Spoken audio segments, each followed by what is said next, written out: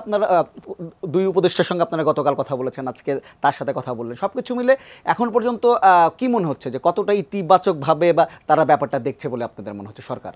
আসলে যেহেতু বর্তমান যে সরকার, এটা যেহেতু বৈষম্য বিরোধী আন্দোলনের মাধ্যমে সরকার, তো আমি বিশ্বাস করি যে তারা বিভিন্ন যে বৈষম্যগুলো আছে সেই বৈষম্যগুলো দূর করার জন্য অবশ্যই পদক্ষেপ গ্রহণ করবে। তো সেই প্রেক্ষিতে আমরা কালকে উপদেষ্টা আসিফের সঙ্গে প্রথম আলোচনা শুরু করি, পরবর্তীতে উপদেষ্টা নাহিদ তিনিও যুক্ত হন। তাদের সাথে দীর্ঘ সময় আমরা আলোচনা করি এবং তাদের সাথে বিভিন্ন বিষয়ে কথা বলি। আমি একসময় উপদেষ্টা আসিফকে একটা প্রশ্ন করছিলাম যে আপনি আমাদের আন্দোলনকে যৌক্তিক মনে করেন না অযৌক্তিক মনে করেন? যদি আপনি আমাদের আন্দোলনকে অযৌক্তিক মনে করেন, আমি সাদ এই আন্দোলনে আর থাকবো না।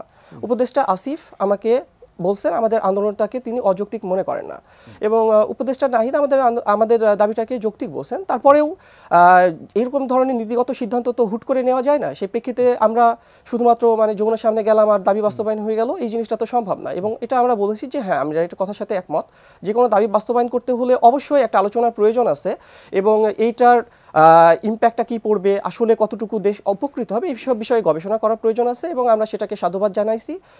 আমাদের কাছে যেসব তথ্য আছে সেগুলো আমরা দিতে চাই, এবং আমরা যেহেতু তাদের সাথে আলোচনার পরে আমরা তাদেরকে বলেছি যে আমাদের আন্দোলনটা আপনারা অযৌক্তিক মনে করেন কিনা, তারা যেহেতু বলছেন যে আমাদের আন্দোলনটা অযৌক্তিক না, মানে আলোচনার পরেই কিন্তু, তাহলে সেই প্রেক্ষিতে আমরা বিশ্বাস করি যে চাকরিতে প্রবেশের বয়সসীমা অতি দ্রুতই বৃদ্ধি পাবে।